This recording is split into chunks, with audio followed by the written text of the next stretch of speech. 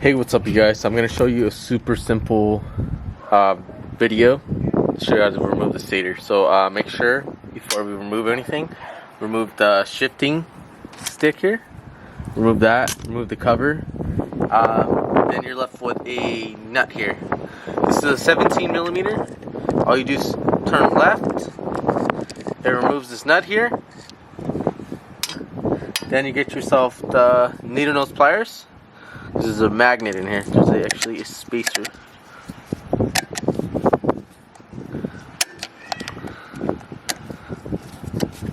Get that in there. If you can't get it, usually most of the time this does come out with the needle nose, but it's not coming out today. So this is our next step is to do. It's actually to lean the bike this way, toward it, to the left. This is gonna fall out, and then we're good to go. Okay, so I got the little spacer removed.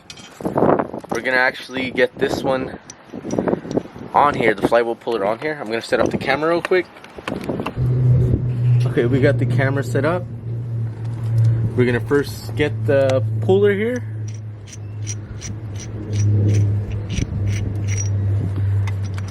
Get it independently.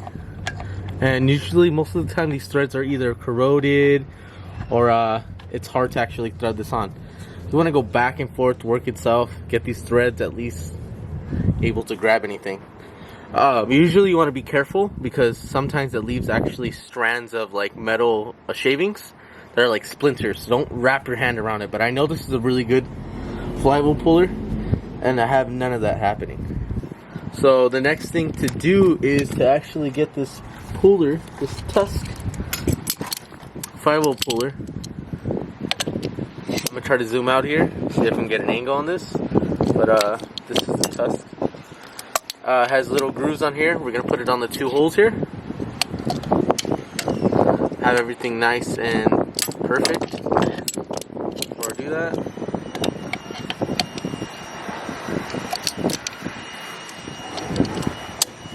there we go. The next step is to actually get an adjustable wrench, something decent size. We're gonna actually tighten this down. Okay, you're gonna have to tighten it down like this because there's no room to actually turn the adjustable wrench. It's gonna turn nice and easily. Get it all nice and tight. The more threaded it is, the better and safer it's gonna go on. You don't have a problem with it stripping. Put this in. Come out easy.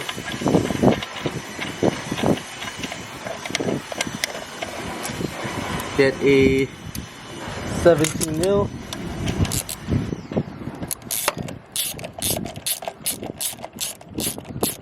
Separates. See how it's separating now? Okay. Now you don't want to get this tusk jammed up.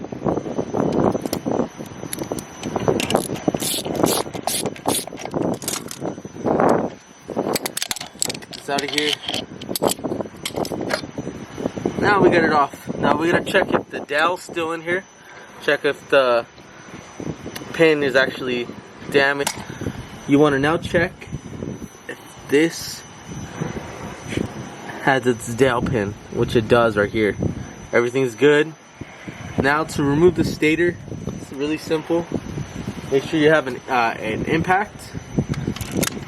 Make sure you don't use a sharp end, but like the really flat dual end. That's the best way to actually remove these. So everything's loose already. I've already done it, but you give it a hammer in the back, everything should actually break. Stator's nice and loose. Now there's another screw down here. Give it a quick hammer.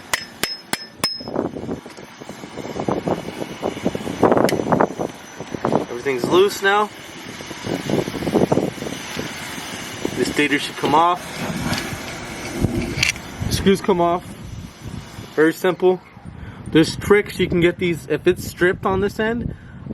This is what I usually do is get either torches and torch it, get it all heated up, and then either get some vice grips, clamp it on the head of it, and then remove it.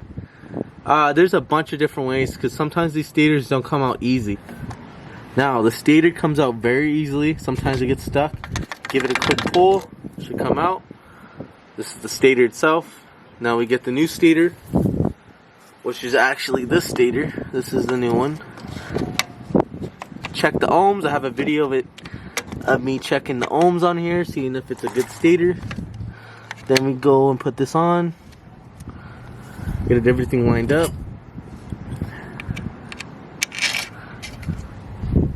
Get the screws on. Give myself a Phillip. Turn everything. Make sure everything's all tight. There's no trash.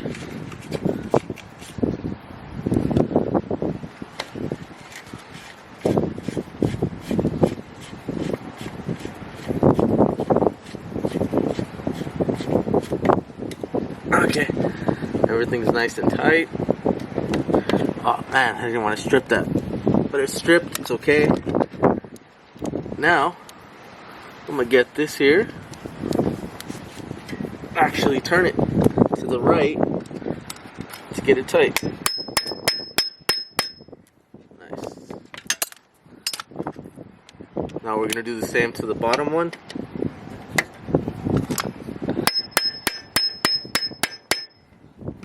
Everything's nice and tight.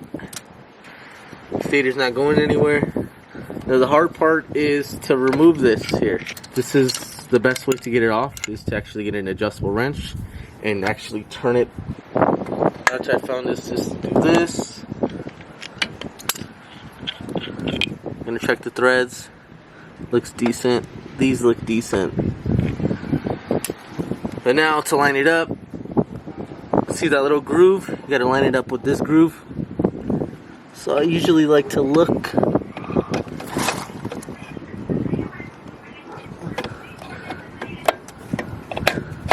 There we go.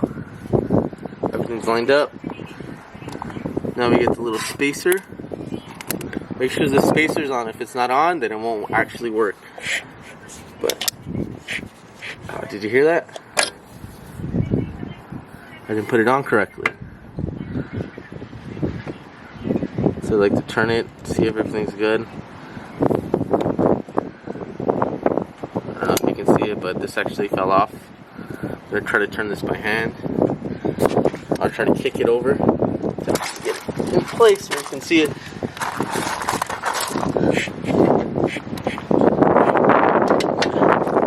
To get it in there, put it in place by getting a needle nose.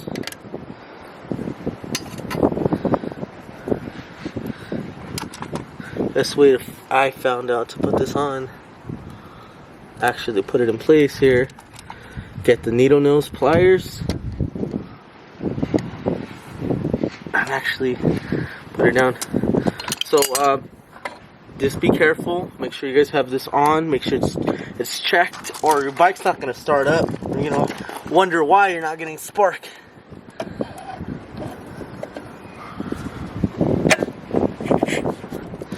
Now we're gonna get the spacer, put it back on here.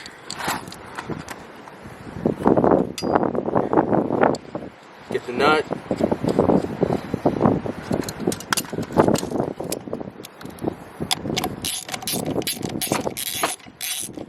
Everything should actually tighten up. So you're not gonna be able to turn this. Usually with an impact, you just hurry up, turn it, turns over. But that's why we have this cheap little $20 tool. It's worth it if you have a lot of bikes. It's just worth it if you have a blaster and you're working on it yourself. But you hold it down. Okay, everything's nice and tight. Open it up, everything should be tight.